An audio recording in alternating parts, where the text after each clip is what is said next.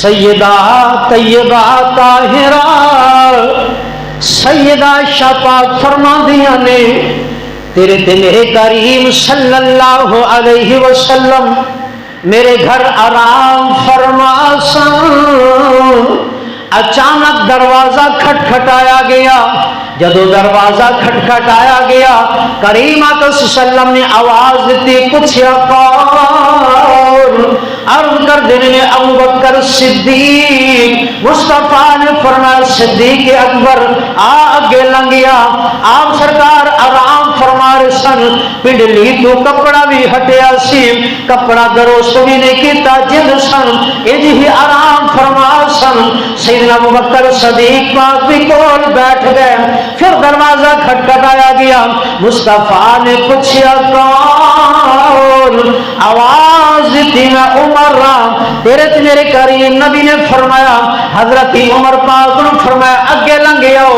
اما جان فرما دیا نے حضرت عمر پاک بھی انگے لگ گئے، سرکار دے کول بیٹھ گئے، ماضی گفتگو گل بات شروع سی۔ پھر اچانک دروازہ کھٹکھٹایا گیا، آپ سرکار نے فرمایا کون ہے؟ آواز آئی عثمان۔ دروازہ کھٹکھٹایا گیا، کریم آقا صلی اللہ علیہ وسلم نے فرمایا کون؟ عرض کر دینے سنیا میں عثمان۔ کریم آقا صلی اللہ علیہ وسلم نے فرمایا آپ اٹھ کے بیٹھ گئے، اما جان فرما دین اٹھ کے بیٹھ گئے، کپڑا بھی درست کر لیا۔ حضرت عثمان پاک نے اجازت دیتی، فرمایا عثمان اگے لنگے آؤ۔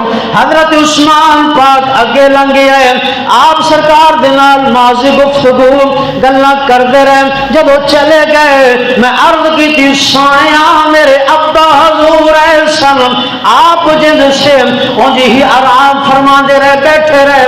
حضرت عمر پاک ہے، آپ اسی طرح پڑلی تو کپڑا بھی ہٹیا سی، آپ انجی آرام فرما دے رہے۔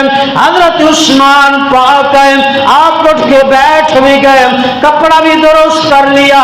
کریم آقا صلی اللہ علیہ وسلم نے فرمایا اے شام اللہ استحیی من رجل تستحیی منہ الملائکہ۔